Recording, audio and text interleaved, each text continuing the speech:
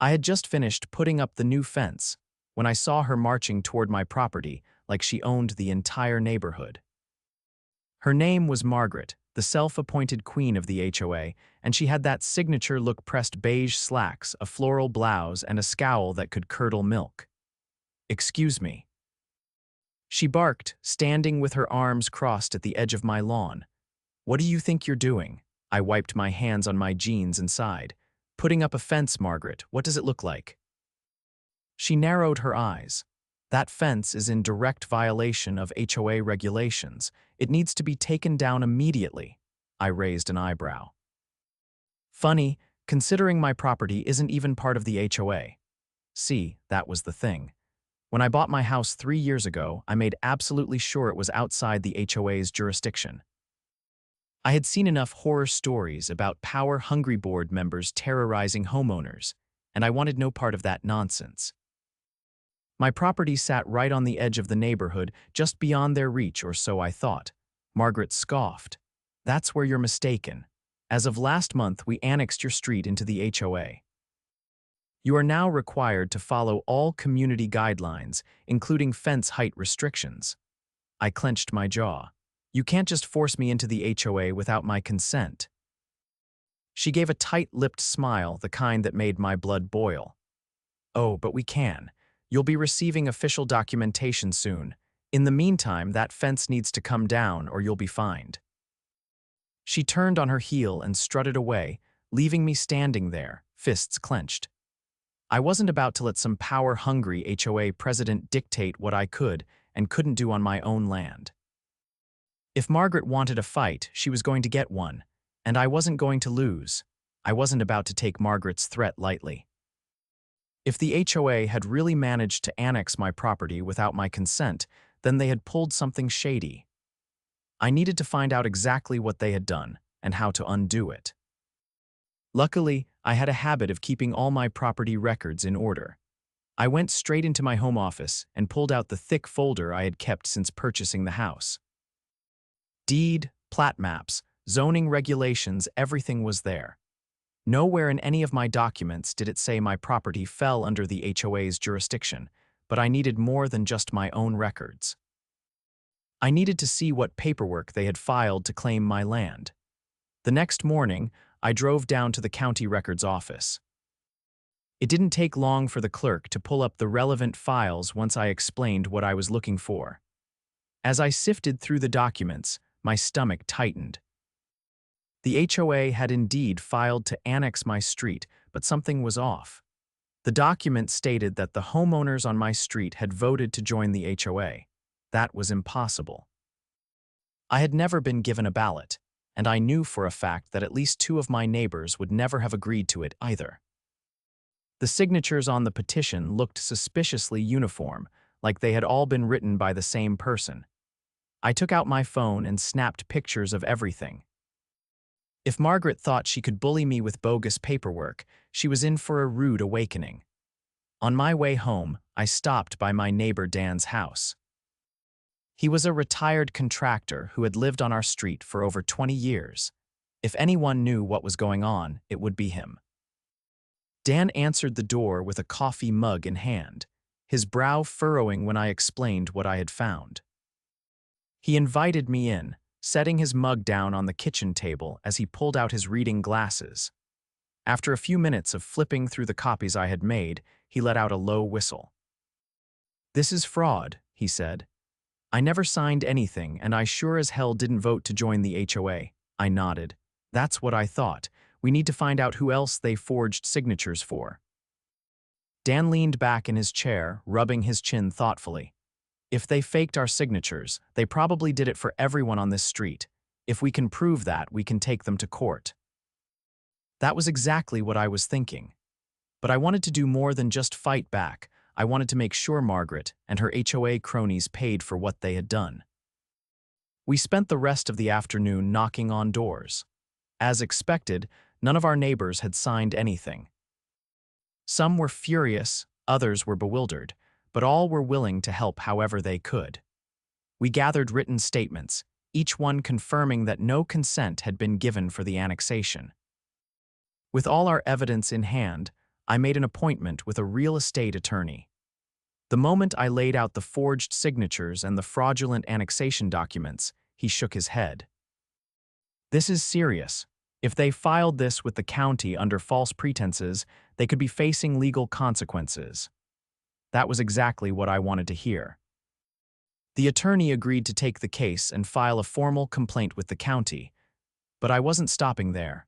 I wanted to hit Margaret where it hurt. I started digging into the HOA's financials, looking for any other shady dealings. It didn't take long to find something that made my blood run cold. The HOA had been levying fines and collecting fees for years, but a significant portion of those funds weren't going toward community upkeep. Instead, they were being funneled into miscellaneous administrative costs, a vague category with no clear explanation. I cross-referenced those payments with county permits and zoning records. That's when I found the smoking gun.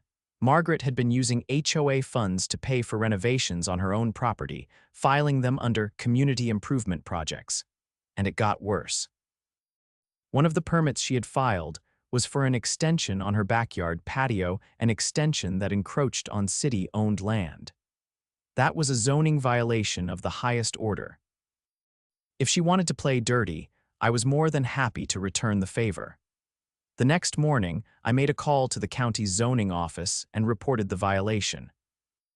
Within hours, an inspector was sent out to Margaret's house.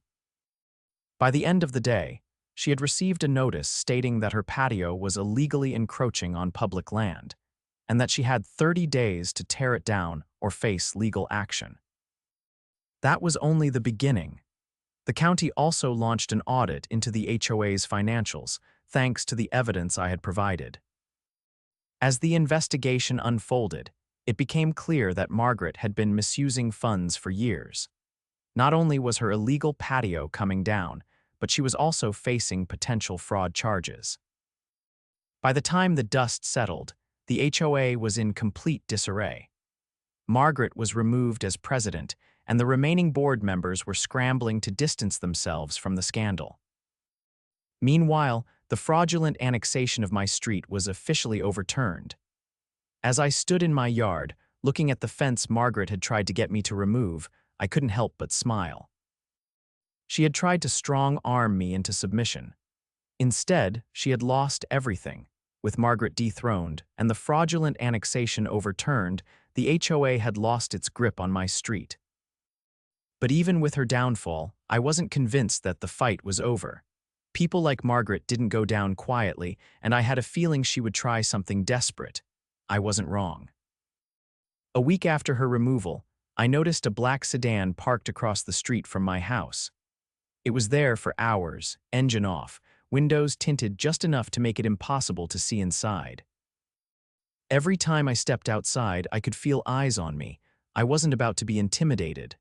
I grabbed my phone and walked straight toward the car. As soon as I got within 10 feet, the engine roared to life and the driver peeled away. I barely caught a glimpse of the person behind the wheel, but I didn't need to. I had my suspicions. Margaret wasn't just trying to reclaim control, she was watching, waiting for an opportunity to strike back. I wasn't about to let that happen. I started digging again, this time focusing on Margaret's connections.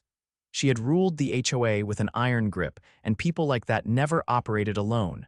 Sure enough, I found something interesting. The vice president of the HOA, a man named Richard Lawson, had been suspiciously quiet throughout the entire ordeal. While the rest of the board scrambled to save face, Richard had kept his head down. That was odd, considering his history. Richard was Margaret's biggest supporter, her right-hand enforcer when it came to ridiculous rules and fines. Yet the moment everything fell apart, he vanished from the spotlight. That meant one of two things. Either he was distancing himself to avoid going down with her, or he was planning something. I needed to know which. I decided to pay him a visit. I wasn't stupid enough to confront him directly, but I did want to see what kind of man I was dealing with. So one evening, I drove by his house, taking note of his property. It was immaculately kept, too perfect. No one's lawn looked that pristine without serious effort. Then I noticed something strange. A large stack of lumber was sitting behind his house, partially covered by a tarp. It looked like the beginnings of a major construction project. That wouldn't have mattered much, except for one key detail. I had checked the city permits for my neighborhood, and there were no recent approvals for new structures. Richard was building something without permits. Now, normally, I wouldn't care what someone did on their own property. But Richard and Margaret had spent years enforcing ridiculous HOA rules, fining people for minor infractions, and ruining lives over technicalities. If they were willing to dish it out, they'd better be ready to take it. I made a call to a contact in the city's zoning department, a guy named Lewis, who I had spoken with during Margaret's investigation. I casually mentioned the unpermitted construction. Lewis promised to send someone out to check on it. 2 days later, Richard's property was swarming with inspectors. I kept my distance, watching from my porch as a heated argument unfolded in his driveway. Richard was waving his arms, pointing at papers, but the inspectors weren't budging. Half an hour later, they left, leaving behind a bright red notice taped to his front door. I didn't need to read it to know what it said. By the next morning, the entire neighborhood was buzzing. Richard had been hit with multiple zoning violations, and the city had ordered him to halt construction immediately. But that wasn't even the best part. One of the inspectors had found something even worse. Richard had built an illegal extension on his home years ago. It wasn't up to code, and now that it had been flagged, he was required to either bring it into compliance or tear it down. The irony was delicious.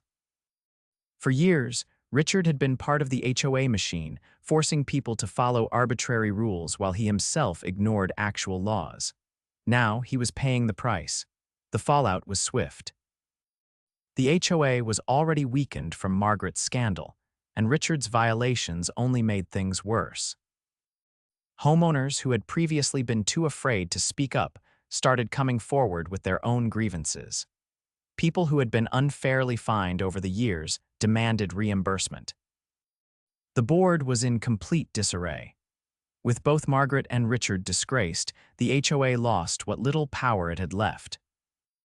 The remaining board members scrambled to distance themselves, but it was too late.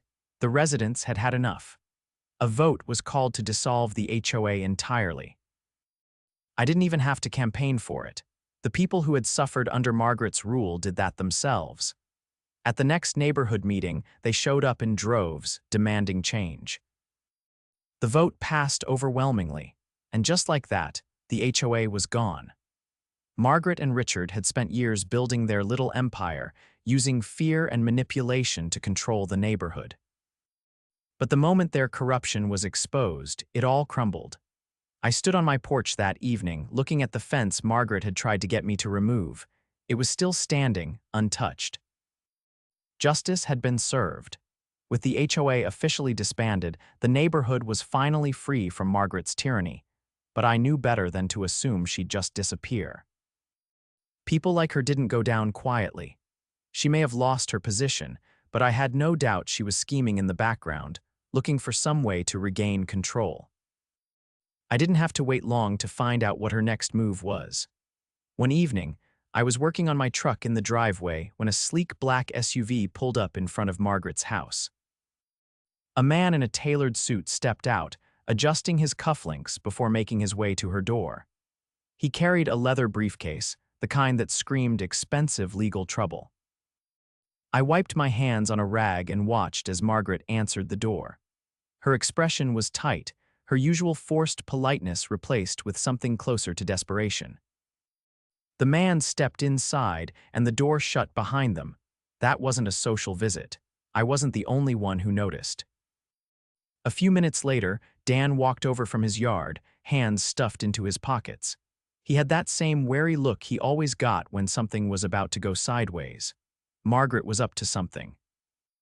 The next morning, I found out exactly what. A thick envelope was waiting in my mailbox, delivered by courier instead of regular mail. That was never a good sign. I opened it right there on the lawn, my eyes scanning the dense legal jargon. Margaret was suing me, her claim. She was alleging that my actions had caused her emotional distress and irreparable financial harm. I let out a short laugh. Of course she was trying this. She had lost everything, and now she wanted to drag me through the mud in a last-ditch effort to regain some power. But she had made one critical mistake. She had underestimated just how prepared I was. I took the lawsuit straight to my attorney, the same one who had helped expose her fraud in the first place. He barely made it halfway through the document before shaking his head. This was a joke. Margaret was claiming that I had engaged in malicious interference with her financial standing, but every action I had taken was based on legal evidence. She had no real case. This was nothing more than a desperate attempt at revenge. That didn't mean I could ignore it. A frivolous lawsuit could still be a headache, and I had no doubt she was hoping I'd settle just to make it go away. That wasn't happening. Instead, I decided to turn the tables. If she wanted to drag me into court, then I was going to make sure she regretted it. My attorney filed a countersuit for defamation and malicious prosecution. Unlike her flimsy accusations, my case had teeth. I had documented proof that she had engaged in fraud, abused her position, and attempted to illegally annex properties into the HOA. Her lawsuit was about to backfire spectacularly. The court date was set for a few weeks later, and in that time, Margaret did everything she could to sway public opinion back in her favor. She started spreading rumors, telling anyone who would listen that I had orchestrated a conspiracy to destroy her reputation. It didn't work. The neighborhood had seen too much, and no one was buying her lies anymore. When the court date finally arrived, I walked into the courtroom with a thick binder of evidence. Margaret, on the other hand, looked like she had aged 10 years. Her lawyer tried to present her case, but it fell apart under even the slightest scrutiny. The judge wasn't amused. Not only was her lawsuit dismissed with prejudice, but my countersuit was upheld. She was ordered to pay damages for the legal fees I had incurred, along with a sizable penalty for attempting to weaponize the legal system against me. Margaret had tried to take me down one last time. Instead, she had sealed her own fate. With the judgment against her, she was financially ruined. The legal fees alone were enough to put her in a tight spot, but the real kicker came a few days later, when the city followed up on the outstanding zoning violations on her property. She had been given a deadline to correct them, and that deadline had passed. The city moved in with an official order. Margaret's home was now considered in violation of multiple zoning and property maintenance laws. She had two choices: bring everything up to code immediately or face serious penalties, including potential seizure of the property. She couldn't afford to fix it, and that's when it happened. A few weeks later, a city notice was posted on her front door. Her property had been seized for repeated violations and failure to comply with the legal orders. Margaret was officially out. I stood on my porch, watching as she packed up the last of her belongings into an old sedan. She didn't look over, didn't acknowledge the neighbors who had once feared her. She just got in the car and drove away. For the first time in years, the neighborhood was free. No more ridiculous fines, no more arbitrary rules. No more power-hungry tyrants trying to control everything. And my fence, still standing tall with Margaret gone, the neighborhood finally felt like it could breathe again. No more surprise fines.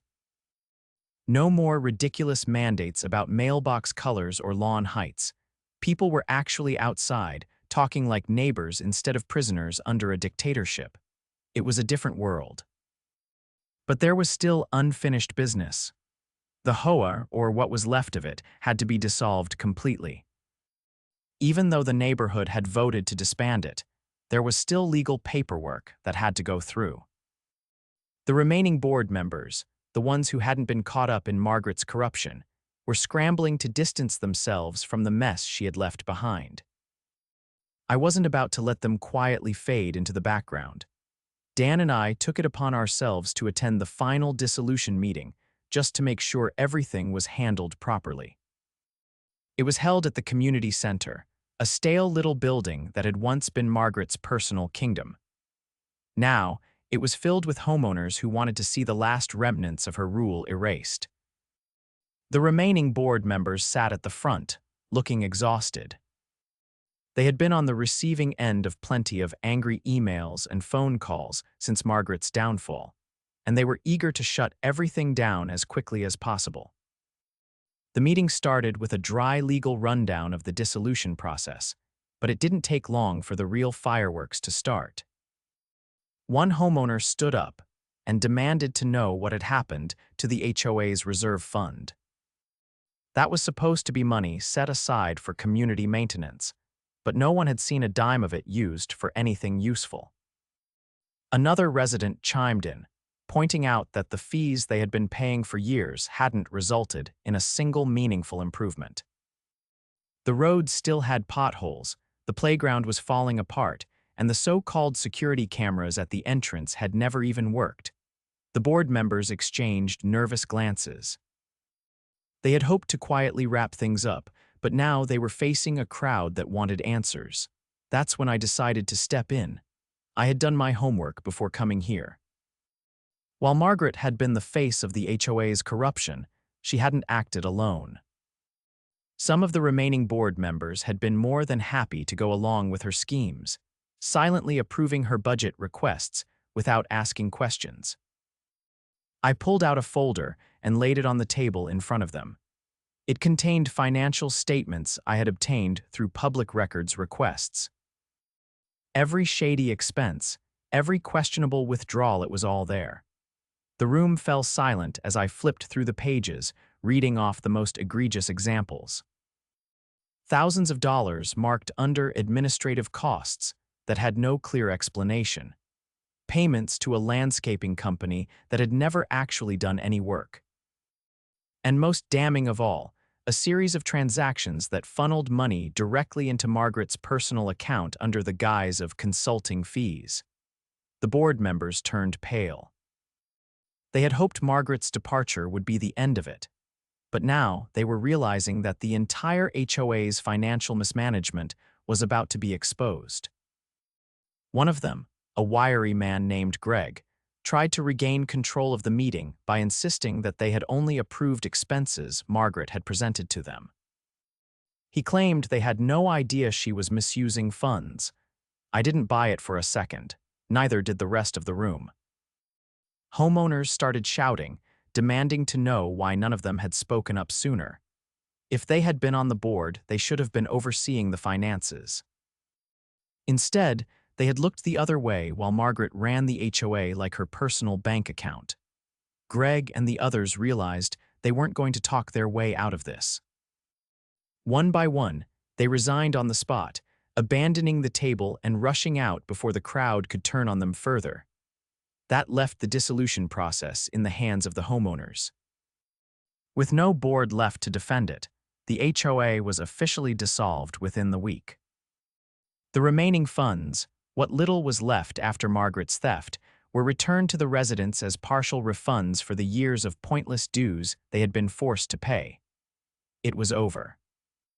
For the first time since moving here, I felt like my home was truly my own. No more threats, no more corrupt power plays.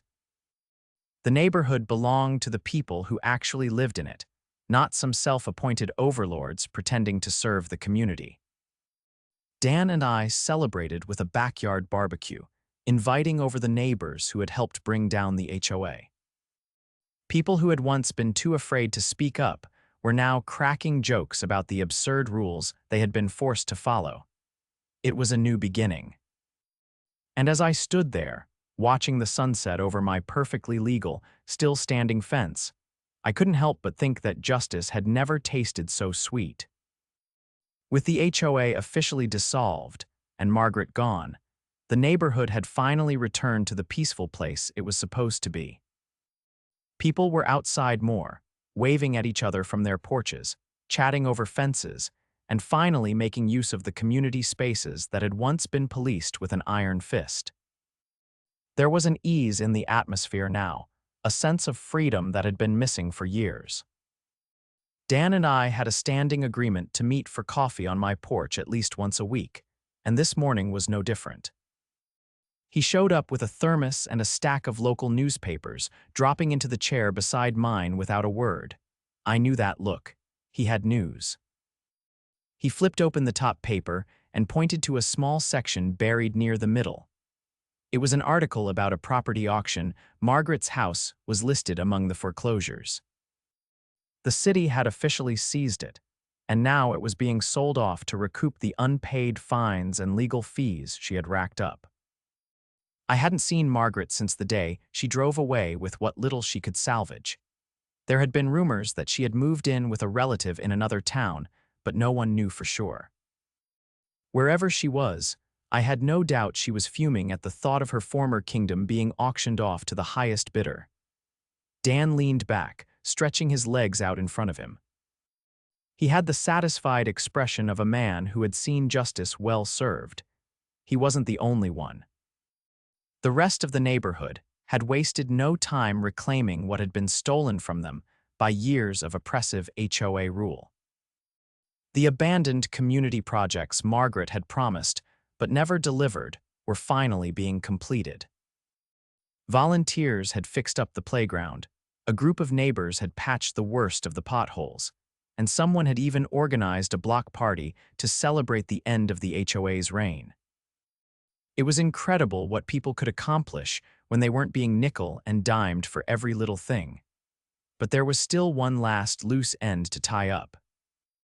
Margaret might have been gone, but Richard, the former HOA vice president, was still lurking around, and I had a feeling he wasn't done causing problems.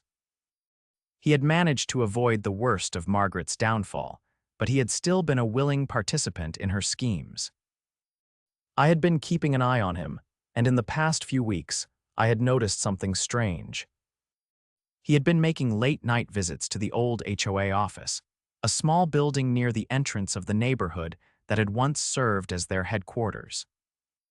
The place was supposed to be shut down, but Richard kept showing up, slipping inside under cover of darkness. That was enough to set off alarm bells. Dan and I decided to pay a visit during daylight hours. The office had been officially locked up after the dissolution, but it didn't take much effort to find a way inside. The lock on the back door had been tampered with, barely holding on. Someone had broken in recently, probably Richard. Inside, the place was a mess. Files were scattered across the desk, and a small pile of shredded documents sat in the corner. Whatever Richard had been doing, it was clear he was trying to cover his tracks. Dan started sifting through the papers that hadn't been destroyed, while I checked the drawers. Most of what we found was the usual HOA nonsense, old meeting minutes, budgets, and correspondence with vendors, but then I found something that made me pause. It was a set of documents labeled Emergency Reserve Fund. I flipped through them, my eyes narrowing. Margaret had funneled money into her personal accounts, but it looked like she hadn't been the only one taking advantage of the HOA's funds. Richard had been running his own side scam, diverting money into a separate account that wasn't on the official books. He had been stealing from the HOA the entire time. Dan let out a low whistle when he saw the numbers. It wasn't just a little skimming, this was tens of thousands of dollars, quietly siphoned off over the years. We had him. Instead of confronting Richard directly, we took the documents straight to the authorities. The city had already been investigating the HOA's financial mismanagement, and this was the final nail in the coffin. A week later, Richard was arrested. The neighborhood buzzed with the news, though most people weren't surprised. They had always suspected he was in on Margaret's schemes, but now there was proof. With Richard out of the picture, the last remnants of the HOA's corruption were finally gone. The community continued to rebuild, this time without interference from power-hungry board members. The changes were immediate and striking. People felt comfortable making their homes their own again, painting their houses the colors they wanted, putting up decorations without fear of fines, and actually enjoying their properties on their own terms. The best part, no one missed the HOA. Months passed, and the neighborhood only got better. Without the constant threat of fines and micromanagement, people worked together, helping each other out without needing a bureaucratic board to dictate how things should be done.